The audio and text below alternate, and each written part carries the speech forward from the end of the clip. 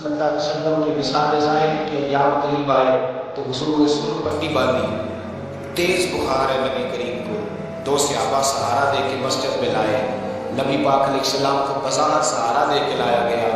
کریم رسول نے لوگوں کو جمع کیا، حضور آج کیا ہونے والا ہے، آج کیا کہا جائے گا، آج کس لیے میٹنگ بلائی ہے؟ نبی کریم کے کل صحابہ جب مسجد میں جمع ہوئے تو کھچا کھچ مسجد بھری ہے۔ وصال ظاہری سے چند یوم پہلے کی بات، نبی پاک نے فرمایا آج تمہیں کوئی جہاد کی ترغیب نہیں دینی، آج کو نیا پیغام نہیں دینا، آج تمہیں بتانا ہے کہ رب نے اپنے بندے کو اختیار دیا ہے، چاہے تو دنیا میں رہے چاہے تو اس کی بارگاہ میں حاضر ہو جائے۔ اس عبد نے بارگاہ ربوبیت کی طرف لوٹنے کا ارادہ کر لیا ہے۔ حضرت صدیق اکبر رونے لگے تو صحابہ نے کہا تمہیں کیا ہوا؟ کہنے لگے سمجھ نہیں رہے، کسی کی بات نہیں کر رہے، نبی پاک تو اپنی بات فرما رہے ہیں، اس نے جانے کا ارادہ کر لیا۔ سنیے میرے بھائی، محبوب پاک نے فرمایا بھائی کسی شخص کو میری طرف سے کوئی تکلیف پہنچی ہو تو بدلہ لے سکتا ہے، بدلہ لے سکتا ہے، کسی کو تکلیف پہنچی۔ صحابہ پھوٹ کے رونے لگے، محبوبہ کرم ہی کرم ہوا ہے، رحمت ہی رحمت آئی، آپ کے بارے میں گمان کرنے والا بھی دائرہ ایمان سے نکل جائے۔ حضور آپ کیا فرما رہے ہیں؟ فرمایا نہیں بھائی اٹھو۔ پیچھے سے جناب عکاشہ بن محصن اٹھے، ہاتھ کانپتے ہیں آگے بڑھے، کہنے لگے یا رسول اللہ ایک جنگ کے موقع پر آپ نے درہ مارا تھا، ننگی پیٹھ پر صفیں سیدھی کراتے، بات دل میں رہ گئی ہے، میں نے بدلہ لینا ہے۔ نبی کریم نے فرمایا بلال دوڑ کے جاؤ، فاطمہ کے گھر درہ پڑا ہے، درہ لاؤ۔ سیدنا بلال حبشی کہتے میں گیا، دستک دی، سید آتے کے بعد آیا، حضرت فاطمہ فرمانے لگی بلال کیسے آئے ہو؟ اماں جی وہ درہ چاہیے تھا۔ سیدہ کو تشویش ہوئی، کہنے لگے بلال نہ تو جنگ پہ جانا ہے، نہ جہاد ہے، نہ کوئی ایسا موقع ہے، حضور کی تو طبیعت مبارک بظاہر بڑی علیل ہے، درہ کیا کرے؟ حضرت بلال عرض کرنے لگے اماں جی ایک صحابی بدلہ لینے لگے ہیں، صاحب طبقات نے جملے لکھے ہیں، کہتے ہیں بی بی صاحبہ نے درہ بھی دیا اور امام حسن حسین کو بھی باہر نکالا۔ فرمانے لگی عکاشہ سے کہنا 100 درے مارے ان دو شہزادوں کے جسم پر، نبی پاک کے قریب نہ جائے، میں نے 2 بچے پیدا ہی اپنے محبوب پر قربان کرنے کے لیے کیے، ان کو لے جائے۔ حضرت بلال کہتے ہیں میں 2 شہزادے لے کے آیا، اور جب دروازے میں میں لے کے پہنچا تو نبی پاک نے دیکھا تو آنکھوں میں آنسو آ گئے، فرمایا ان کو بٹھا دو، مجھے پتا ہے فاطمہ نے کیا کہہ کے بھیجا ہے۔ حضرت سیدنا بلال فرماتے ہیں درہ میں نے جناب عکاشہ کو دیا، حضرت عکاشہ درہ لے کے آگے جو بڑھے تو حضرت ابوبکر صدیق نے ان کے پیروں پہ ہاتھ رکھا، فرمایا عکاشہ میری طرف آ جا، مجھے مار دو رہے، نبی پاک کے قریب نہ جا۔ مصطفیٰ کریم نے فرمایا ابوبکر تو ہٹ جا، اسے آنے دے۔ فرماتے میں چند قدم آگے گیا تو مولا علی شیر خدا نے میرے پیر پہ ہاتھ رکھا، کہنے لگے عکاشہ سوچ تو صحیح تو کیا کر رہا ہے؟ حضور نے فرمایا علی ہٹ جاؤ، میرا اور ان کا معاملہ ہے۔ جناب عکاشہ آگے بڑھ رہے، نبی کریم نے فرمایا میں اپنی امت کو درس دینا چاہتا ہوں، خبردار خبردار زندگی میں تمہارے ہاتھ سے زبان سے کسی کو تکلیف نہ پہنچنے پائے، خبردار یاد رکھنا وہ معاشرے بگڑ جاتے ہیں، وہ معاشرے تباہ کر دیے جاتے ہیں جہاں ظلم ہوتا ہے، جہاں زیادتی ہوتی ہے، جہاں لوگوں کو سجایا جاتا ہے۔ محبوب کریم کے قریب آئے حضرت عکاشہ، حضور میری پیٹھ ننگی تھی، آپ بھی ذرا کپڑا ہٹائیے۔ نبی کریم نے پیٹھ سے کپڑا ہٹایا، جناب عکاشہ نے درہ جو اٹھایا تو صحابہ کی چیخیں نکلی، حضرت عکاشہ نے درہ دور پھینکا، حضور کے بدن اطہر سے لپٹ گئے، چومنے لگے، کہنے لگے حضور وہ تو صفیں سیدھی کراتے لگ گیا تھا، آپ نے کہاں مارا تھا؟ یا رسول اللہ میں تو بہانہ بنا رہا تھا کہ جاتی دفعہ مجھے وجود چھوڑنے کا موقع نصیب ہو جائے، مجھے یہ موقع نصیب ہو جائے۔ میرے حبیب نے فرمایا جس میں جنت ہی دیکھنا ہو میرے عکاشہ کی زیارت کر لی۔ بھائی ظلم کا دروازہ کھلا ہوا ہے اور لوگ بھول جاتے ہیں زیادتی کرتے ہیں، وہ بہو سے ہی کیوں نہ کریں، وہ اپنے گھر کے بھول جاتے ہیں کہ شاید پوچھنے والا کوئی نہیں، شاید میزان نہیں لگے گا۔ ایران کے بادشاہ نے اپنے بیٹے کو پڑھانے کے لیے ایک استاد صاحب کا بندوبست کیا۔ استاد صاحب کو کہا کہ میرے بچے کو دین پڑھائیے، میں چاہتا ہوں کل اس نے انعام حکومت کو سنبھالنا ہے تو یہ دین سے آگاہ ہو جائے، اس کو کچھ سکھائیے پڑھائیے۔ بہت نیک بزرگ بڑے درویش عالم پڑھانے لگے، اسباق مکمل ہو گئے، دین کے اسباق قرآن مجید پڑھایا، احادیث طیبہ کا درس دیا، اصول فقہ سے روشناس کرایا۔ جب بچے نے مکمل تعلیم حاصل کر لی اور آمین ہو گئی، دستار ہو گئی، فارغ ہو گئے، تو پھر ایک دن استاد صاحب نے کہا بیٹے کل تم نے ضرور آنا ہے، کچھ بات کرنی ہے۔ شہزادہ گیا ملنے استاد صاحب سے، استاد صاحب نے کنڈی لگا لی، ہاتھ میں درہ پکڑ لیا، مار مار کے پورے وجود کو زخمی کر دیا، کوئی غلطی نہیں، کوئی بات نہیں، مارا۔ اب بچہ آیا آ کے بادشاہ سلامت سے کہا کہ ابا جی سمجھ نہیں آئی، بڑا مارا استاد۔ تو سیانے تھے نا بادشاہ، یہاں تو قاری صاحب روز کٹہرے میں کھڑے ہوتے ہیں، مولوی صاحب آپ نے میرے بچے کو کیوں مارا ہے؟ آپ 8,000 کے مولوی ہیں، میرا کئی کروڑ کا بچہ ہے، سویرے بدل لیں گے، خبردار آپ نے بچے کو ہاتھ لگایا، اپنی حیثیت میں رہے معاذ۔ جو قومیں استادوں کو کٹہروں میں کھڑا کرتی ہیں وہ ترقی نہیں کر پاتی، جو استادوں کو کٹہروں میں روز کھڑا کر کہا ابا جی بڑا مارا ہے، تو والد بڑے سمجھدار تھے، کہنے لگے بیٹا استاد باپ ہوتا ہے، وہ زیادتی نہیں کرتا، کوئی بات ہوگی میں تیرے استاد کو کٹہرے میں نہیں بلاؤں۔ اماں سے بات کی، اماں کہنے لگی بیٹا میں تیرے باپ سے کیسے بات کروں، ڈر آتا۔ وقت گزر گیا، 22 سال بیت گئے، 22 سال گزر گئے، بادشاہ کا انتقال ہوا، شہزادہ تخت پہ بیٹھا، پہلا حکم یہ دیا کہ میرے استاد کو بلاؤ، پہلا حکم۔ استاد جی بوڑھے ہو گئے تھے، چھڑی کے اوپر ٹیک لگا کے آئے اور بھویں سفید ہو کے جھک گئی تھی، یوں آنکھ کھول کے بڑی مشکل سے دیکھا، کہنے لگے شہزادے حکم ہو، کم میں شہزادہ نہیں اب میں بادشاہ بن گیا ہوں۔ استاد جی 22 سال بیت گئے، آپ نے مارا تھا، پر وہ درد چونکہ زیادتی کی تھی، میرا قصور کوئی نہیں تھا، تو نہ میری روح سے درد گیا ہے نہ میرے جسم سے گیا ہے، میں بے اختیار تھا، پوچھ نہیں سکتا تھا، آج با اختیار ہوا۔ سب سے پہلے پہلا حکم آپ کو دیا، بلایا، بتائے کیوں مارا تھا، کیوں مجھے مارا تھا، میری زیادتی بتائے۔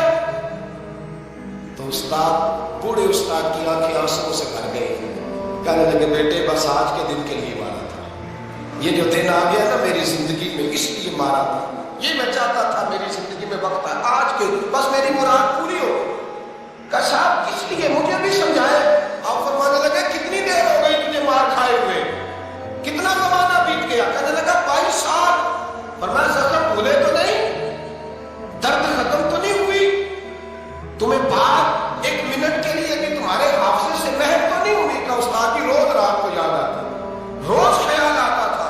استاد کہنے لگے بھائی تو بے اختیار تھا، پوچھ نہیں سکا، 22 سال تجھے یاد رہا، مجھے پتا تھا تو ایک دن حکمران بنے گا، میں نے تجھے اس لیے مارا تھا کہ بیٹے یاد رکھنا، کسی پہ ظلم نہ کرنا، اگر تجھے 22 سال تک یاد رہا ہے تو جس پر تو ظلم کرے گا اسے بھی قیامت تک یاد رہے گا، اور یہ یاد رکھنا تو آج با اختیار ہوا تو تو نے مجھے بلا لیا ہے، قیامت کے دن قریب با اختیار ہو جائے گے، مظلوم با اختیار ہو جائے گے، وہ با اختیار ہو کے باللہ الواحد القہار، رب کریم کی بارگاہ کے اندر ان کا اختیار ہوگا، اکیلے اللہ کی حکمرانی ہوگی، پھر وہ بلائیں گے بڑے بڑے کچ کلا، دنیا میں جن کی پگڑیاں اونچی تھی وہ سر جھکائے کھڑے ہوں گے، دنیا میں جو ڈکٹیٹر بنتے تھے ان کی پشتیں لال ہوگی، ان کو غدار لکھا جائے گا، قیامت تک نہیں بھولے گا۔ ظلم کرنا تو سوچ سمجھ کے کرنا، نہ کرنا جتنا تم سہ سکتے ہو، اتنی زیادتی کرنا جتنی قیامت میں تم برداشت کر سکتے ہو۔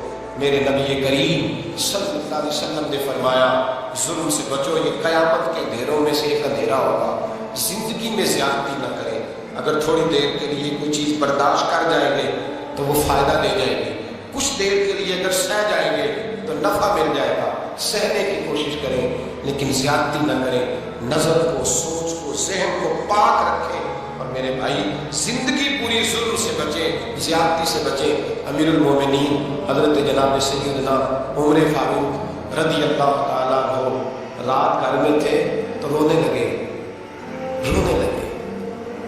بڑی دیر تک روتے رہے، والدہ اٹھی تو صاحبزادے سے کہنے لگی پتہ کرو تمہارے باپ کو کیا مسئلہ ہے۔ شہزادے آئے، کہنے لگے امیر المومنین والد گرامی کیا ہوا؟ تو حضرت عمر فاروق کہنے لگے بیٹا اپنی اماں کو بلاؤ۔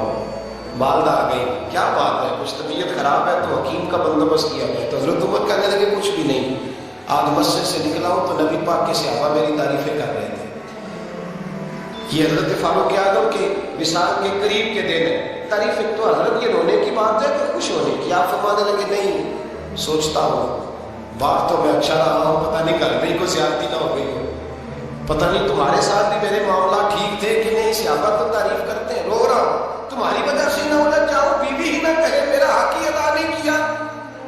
ये लफ्ज कहते कहते पहाड़ है ये शख्स, कैसर किसरा कांपते हैं। हजरत उमर रो पड़े, बीबी से कहने लगे मुझे अल्लाह की रजा के लिए माफ नहीं कर देती, मेरे ऊपर बोझ था उम्मत का, मैं सारी रात मदीने की गलियों में फिरता था, दिन सारा मस्जिद में गुजरता था, मैं तुझे वक्त नहीं दे पाया, माफ नहीं कर देती।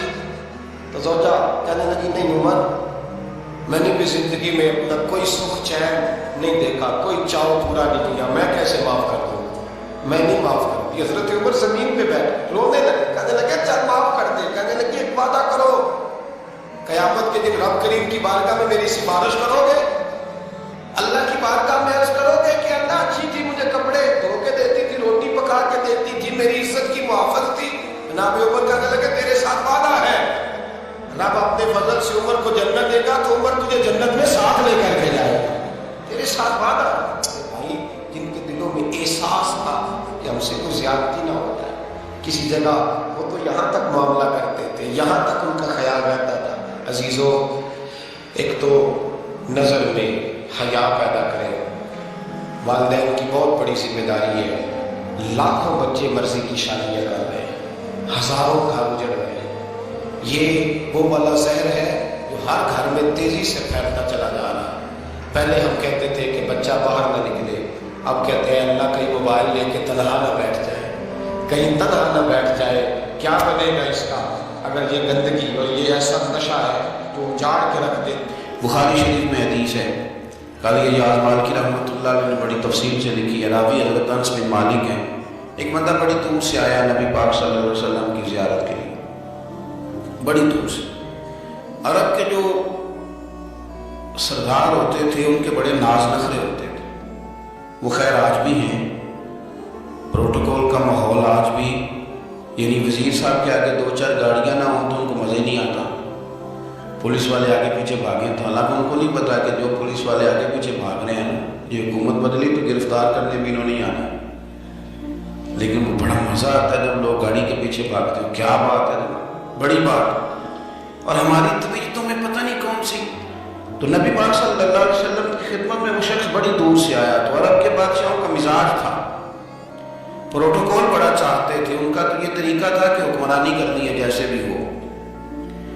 अगर किसी गुलाम ने धूप में बंधा रह गया, ऊंट और छांव में नहीं बांधा तो दुर्रे मारते थे, और अगर उसने खोल के बांध दिया तो फिर भी मारते थे, कहते थे इतना सियाना हो गया तो उन्हें पूछा ही नहीं, खुद ब खुद ही बांध दिया। वो शख्स हुजूर की बारगाह में आया और बहुत सारे लोगों के पास उनके वो जाता था अपने सरबराह का पैगाम लेके, तो वो कांप रहा है जब हुजूर की बारगाह में गया, डर रहा है।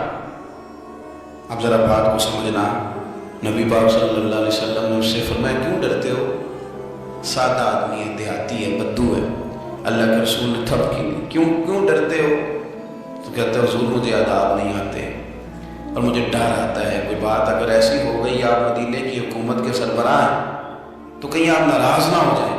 हज़रत अनस बिन मालिक फरमाते हैं बात कहाँ की थी, पहुँच कहाँ गई, जब उसने ये कहा ना कि आप तो हुकूमत के सरबराह हैं, कहीं को गलती ना मुझसे हो जाए, तो नबी पाक की आंखों में आंसू आ गए, हुजूर रोने लगे और नबी पाक सल्लल्लाहु अलैहि वसल्लम फरमाने लगे ना भाई तो किसी हुकूमत के सरबराह के पास नहीं आया ना, तू तो उस बेटे के पास आया है जिसकी माँ गोश्त के खुश्क टुकड़े खा के भी गुजारा कर ले, मैं तो एक गरीब माँ का बेटा हूँ।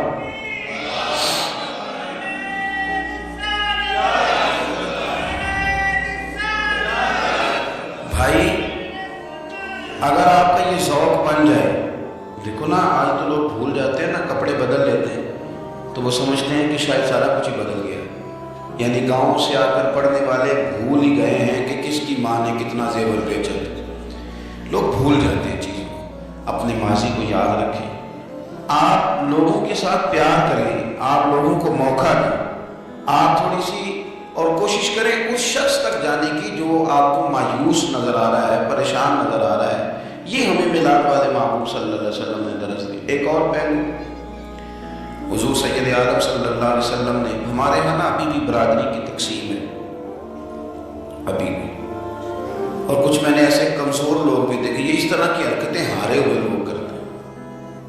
ہارے ہوئے لوگ جو اپنے آپ کو سمجھتے ہیں کہ میں کوئی بڑا آدمی ہوں. بڑا آدمی تو اپنے اخلاق سے ہوتا ہے, اپنے کردار سے ہوتا ہے, اپنی سخاوت سے ہوتا ہے, لوگوں سے پیار کرنے سے ہوتا ہے. باقی یہ کہ بیٹھ کے کہانی سنانا کہ میں بڑا کچھ کرتا ہوں, تو جو کچھ کرتا ہوتا ہے اسے سنانے کی کوئی ضرورت ہے.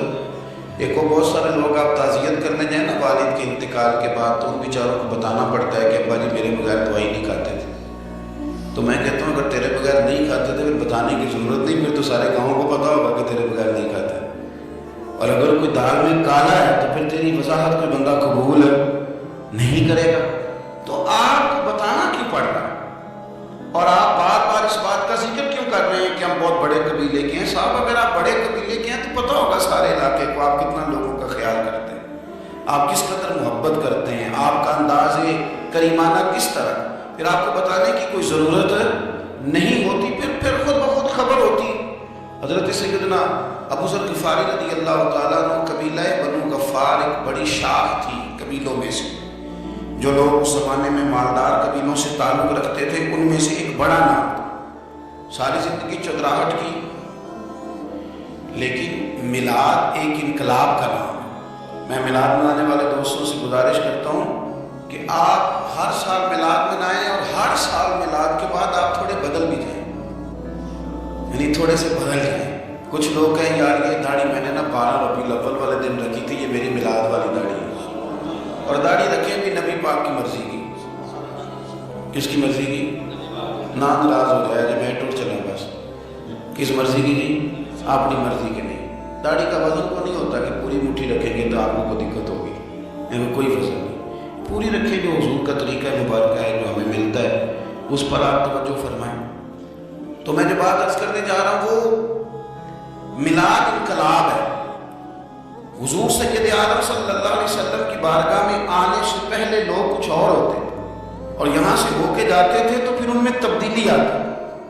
میں سارا دن کرامتیں سناؤں نا کسی کو اپنے پیر صاحب کی اور اپنے گھر میں بھی کہ میرے حضرت بڑے, میرے استاد بڑے, لیکن بیوی کے ساتھ اگر میں ترش لہجے میں بات کروں گا تو وہ کہے گی ایسا کہاں دے رہے پیر صاحب. دوست کہیں گے یہ سکھاتے ہیں آپ کی کہانیاں نہیں چلتی, آپ کا کردار چل رہا. حضرت ابو ذر غفاری رضی اللہ تعالیٰ عنہ فرماتے ہیں چونکہ میں چودھری تھا, سیدنا بلال حبشی رضی اللہ تعالیٰ عنہ کے پاس میں بیٹھا تھا. کسی بات میں بات آگے بڑھی اور بڑھتے بڑھتے بات شکنجی تک چلی گئی. رائے کے اختلاف نے باتوں میں تلخی پیدا کر دی, اور جب تھوڑے لفظ اور تیز ہوئے تو میں نے انہیں کہہ دیا چپ کر, تو ابشن کا بیٹا ہے. کس کے بیٹے تھے حضرت بلال؟ کہتے ہیں جب انہوں نے مجھے کہا تو میرا دل بڑا ٹوٹا, لیکن میں نے ارادہ کیا کہ میں نے حضور کی بارگاہ میں نہیں عرض کر لی. ہر بات کی ہم حضور کی بارگاہ میں شکایت کریں, لیکن میں جا کے مسجد میں بیٹھا اور جب سرکار آئے نا, ارادہ نہیں تھا کہ عرض کروں گا, لیکن حضور کا چہرہ دیکھا تو دکھ میرا خود ہی تازہ ہو گیا. رونے کا بھی تو تب ہی مزہ آتا نا کوئی اپنا ملے تو. فرماتے ہیں کہ میرے آنسو نا بغیر اختیار کے چھلک پڑے اور میں کھل کے قربان جاؤں محبوب کے. بھی حضور نے پاس نہیں بلایا بلکہ نبی پاک اٹھ کے خود میرے پاس آئے اور مجھے کندھوں سے پکڑ کے سینے سے لگایا, اور جب میں کھل کے رو لیا تو حضور میرے آنسو پوچھنے لگے. کچھ شعر ایسے ہوتے ہیں جو کسی نے کہے ہوتے ہیں اور کہنے والا جو ہوتا ہے وہ صاحب حال ہوتا ہے, تو اس میں کچھ خوبصورتی زیادہ ہی ہو جاتی ہے. ایک پنجابی کے شاعر ہمارے گجرات میں گزرے, بزرگ تھے, ان کا ایک شعر ہے, وہ کہتے ہیں ایک باری میری آنکھیاں جو اونا نے اتھرو پونجے سن, ایک باری میری آنکھیاں جو اونا نے اتھرو پونجے سن, ہن تے چسکا پہ گیا رونے کا. ایک باری میری آنکھیاں جو اونا نے اتھرو پونجے سن, ہن تے چسکا پہ گیا رونے دا, تے ہر ویلے آ گزاری دا. تو میں روز رونے لگا, مزہ ہی بڑا ہے جب سے محبوب نے چپ کرانا شروع کیا میرے عزیز. اور پھر حضرت بلال حبشی رضی اللہ تعالیٰ جو چونکہ حضور کے غلام تھے اور انہیں پتہ تھا کہ سرکار میری ناز برداری کرتے, حضور نے چپ کرایا. فرمایا کیوں روتے ہو؟ تو عرض کرنے لگے یا رسول اللہ صلی اللہ علیہ وسلم, اگر میں ابشن کا بیٹا ہوں تو میری تو غلطی کوئی نہیں, یہ تو تقسیم اللہ کی ہے. الذی خلقک فسواک فعدلک فی ای صورت ما شاء رکبک. جس طرح وہ چاہتا ہے، جس کو چاہتا ہے اس طرح کی اس کی صورت بنا دیتا ہے۔ تو مجھے ابشر کا بیٹا کہا جاتا ہے، میری غلطی کیا ہے؟ حضرت بلال نے بھی نہیں بتایا کس نے کہا، لیکن نبی پاک صلی اللہ علیہ وسلم نے کیا فرمایا؟ امام یوسف صالحی نے لکھا ہے، ذرا غور کرنا بات پر، تسلیاں لوگ اور رنگ میں بھی دیتے ہیں پر یہ تسلی بڑی انوکھی ہے۔ حضور فرمانے لگے، بلال اگر تو ابشر کا بیٹا ہے تو پریشان کیوں ہوتا ہے؟ کالے رنگ والی ماں کا بیٹا ہے تو پریشان کیوں ہوتا ہے اگر تیری والدہ کا رنگ کالا ہے؟ عرض کی حضور آپ کیا فرمانا چاہتے ہیں؟ تو سرکار فرمانے لگے، میں 2 ماؤں کا بیٹا ہوں، ایک جناب آمنہ جنہوں نے مجھے پیدا کیا اور ایک حضرت ام ایمن جنہوں نے میری پرورش کی، مجھے بڑا کیا۔ حضور فرمانے لگے، میری ماں آمنہ کا رنگ گورا تھا اور میری ماں ام ایمن کا رنگ کالا ہے۔